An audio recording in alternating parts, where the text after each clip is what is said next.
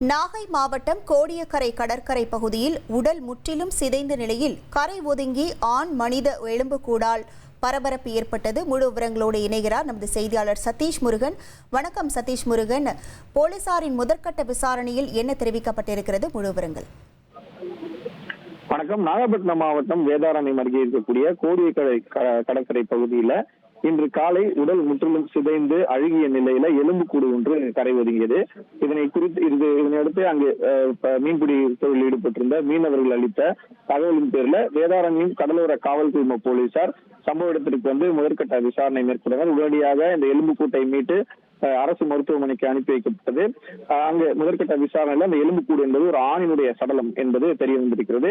இது தொடர்பாக தொடர்ந்து வேதாரண்யம் போலீசார் வழக்கு பதிவு செய்து விசாரணை மேற்கொண்டு வரும் நிலையில இறந்தவரின் ஒரு சடலம் குறித்து இந்த மருத்துவ பரிசோதனை வந்த பிறகு அவர் யார் என்பது குறித்து உரிய விவரங்கள் தெரிய வரவும், அதே போல கடலில் மீன் பிடித்த போது படகில் இருந்து தவறி விழுந்த மீனவரா அல்லது தற்கொலைக்கு அருவ முயற்சித்து கடலில் குதித்து கரை ஒதுங்கிய உடலா போன்ற பல்வேறு கோணங்களில் விசாரணை மேற்கொண்டு வருகிறார்கள்.